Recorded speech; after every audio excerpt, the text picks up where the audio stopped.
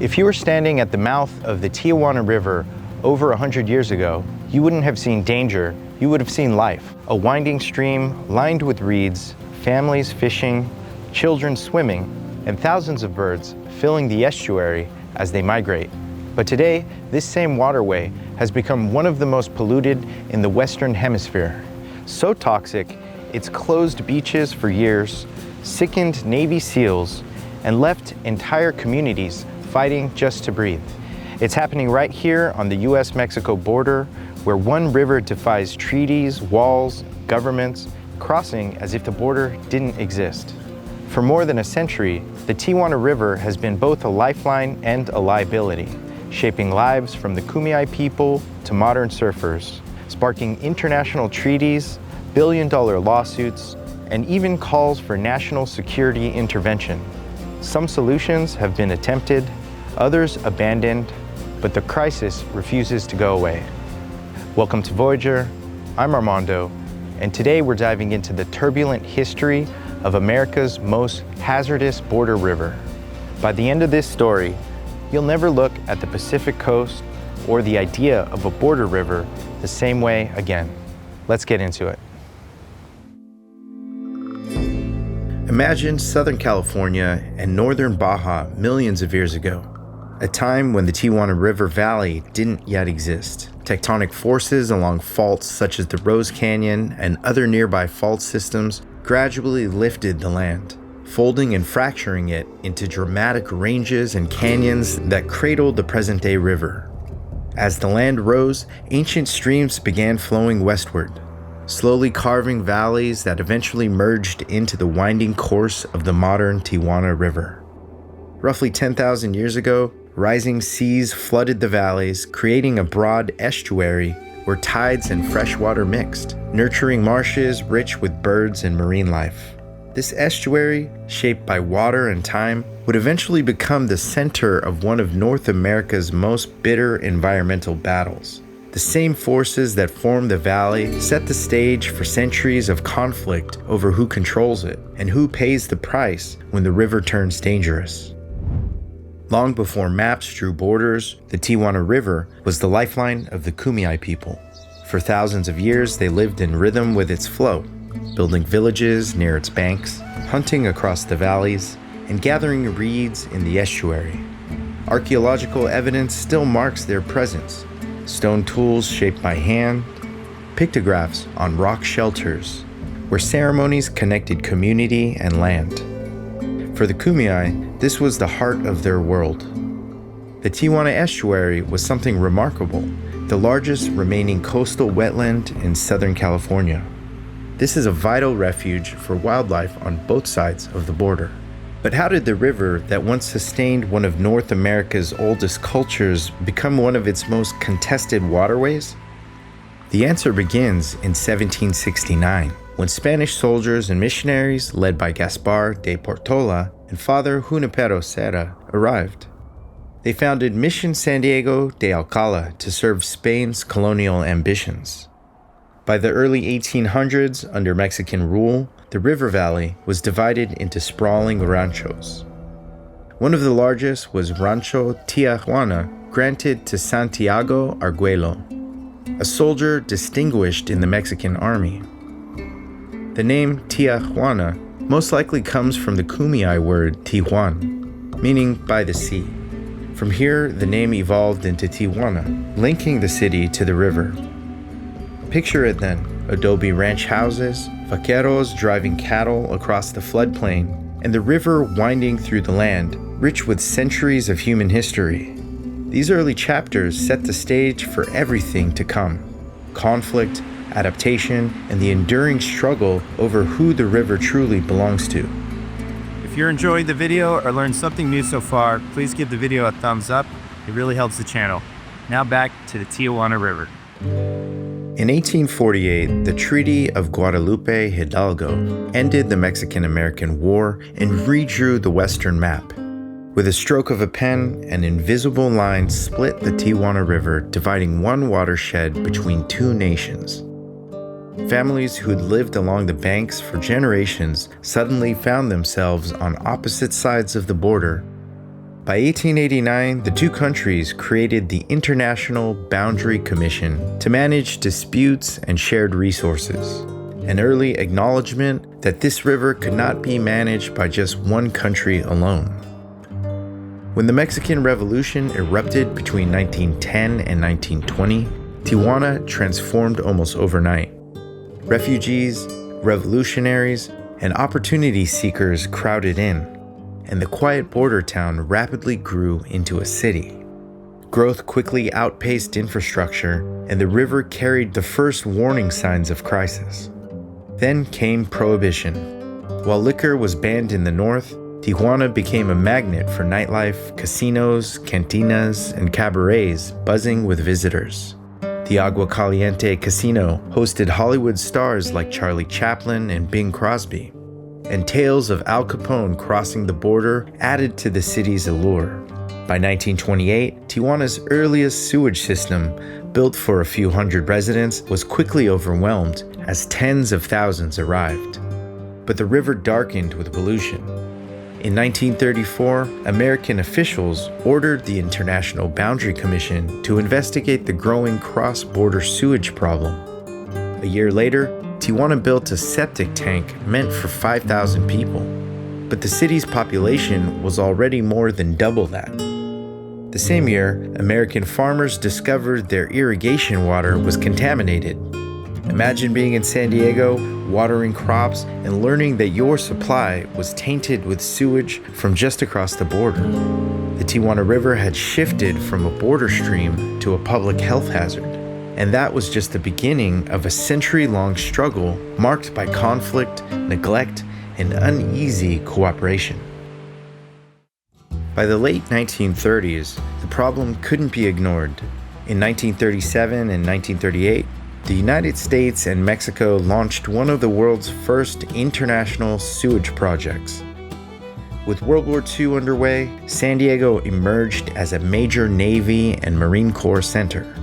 Imperial Beach hosted troops training for the Pacific, and the Tijuana River, it was now a public health and safety concern for military operations in the region. In 1944, mounting urgency led to the U.S.-Mexico Water Treaty, which created the International Boundary and Water Commission. Every spill and controversy since then has been measured through its oversight. By the 1950s, untreated sewage in Tijuana was piped directly to the Pacific at Punta Bandera, moving waste out of the riverbed but polluting coastal waters. In 1959, the stench reached San Diego. Lawmakers demanded action, and county health officials shut down every beach from the border to Imperial Beach. Families who had long fished and swam here suddenly lost their shoreline overnight. The 1960s brought an emergency fix. Pipelines linking Tijuana to the Point Loma treatment plant in San Diego bought time but solved little. And meanwhile, surf culture flourished along polluted shores. Imperial Beach's powerful break at the Slows drew surfers, sometimes sharing waves with dolphins or sewage. Despite rashes or infections and illness, locals kept riding. For them, the ocean became a front line in the ongoing battle between nature, politics, and survival. In 1972, the United States passed the Clean Water Act, aiming to restore and protect rivers and streams nationwide. But the Tijuana River crossed an international border, highlighting that regulations on one side couldn't control pollution from the other. By the 1980s, engineers implemented new fixes, such as the Goat Canyon diversion, intended to trap sediment and debris from Tijuana's hills. Yet untreated sewage continued to spill into the river. A turning point came in 1983.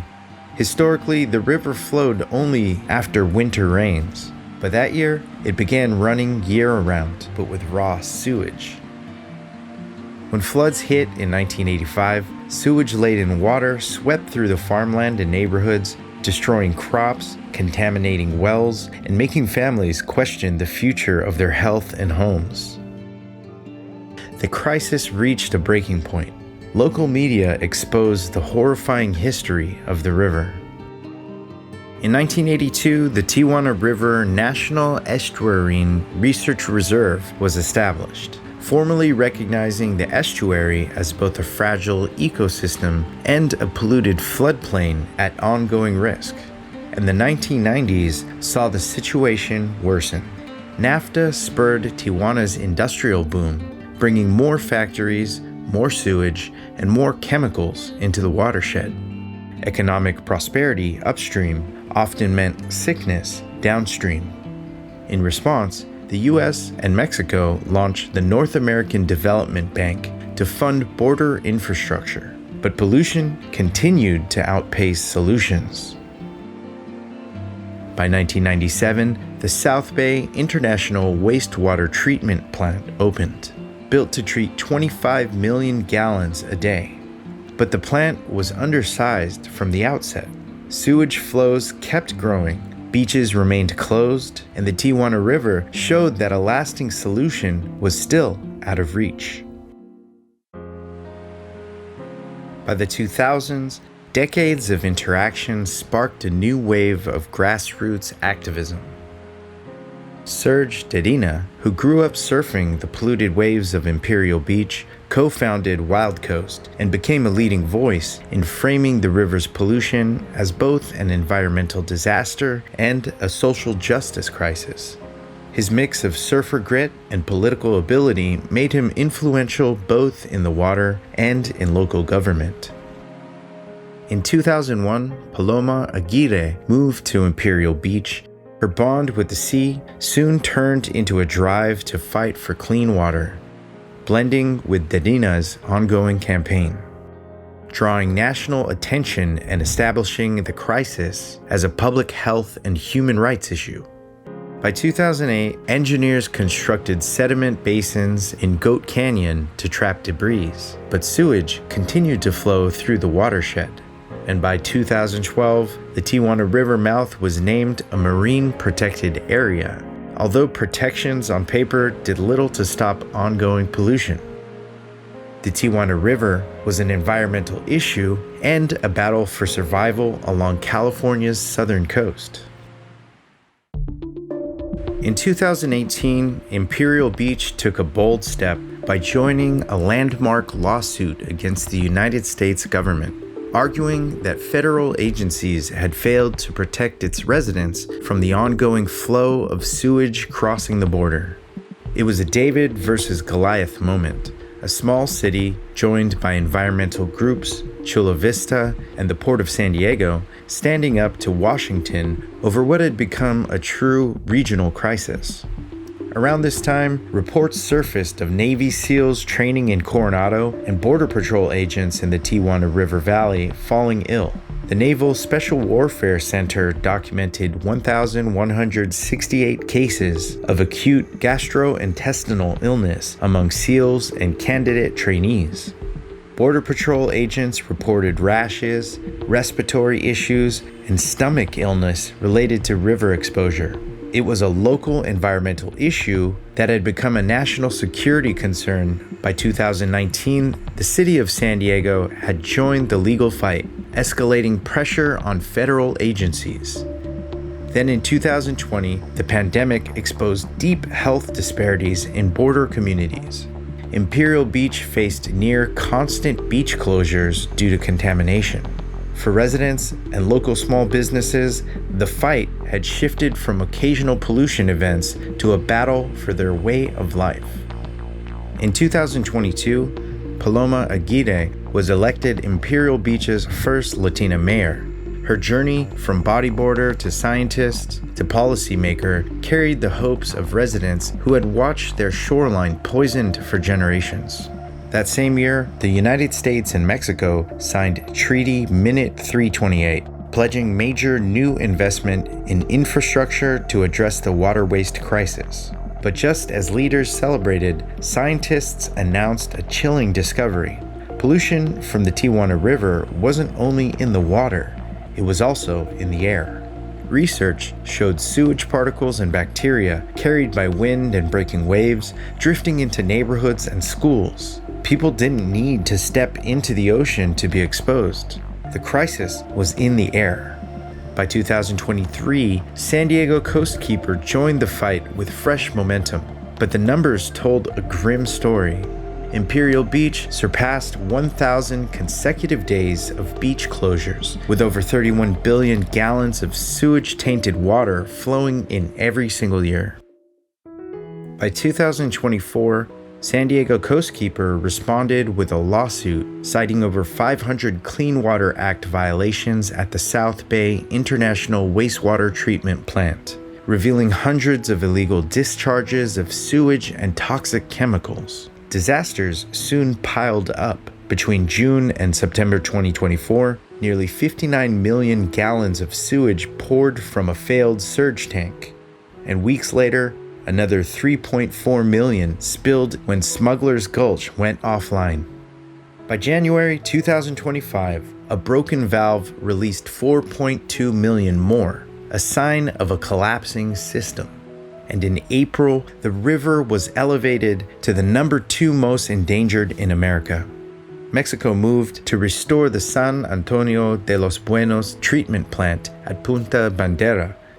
EPA Director Lee Zeldin pledged expanded treatment within 100 days. And in June, Congressman Peters secured $650 million in U.S. House border cleanup funding. Officials from both countries vowed to end the crisis by 2027. The story of the Tijuana River is one of pollution, politics, but most importantly, people. Families who lost their beaches, surfers who paddled out knowing the risk, activists who refused to stay silent, and communities who never stopped fighting. If you found this video meaningful, please give the video a thumbs up and subscribe for more journeys into the hidden histories of Southern California and beyond. I appreciate you spending your time here with me today, and I hope it inspires you to look a little closer at the places around you. For a list of foundations that support the Tijuana River and estuary, please see the video description below. And to continue exploring, click right here, and I'll see you in the next video.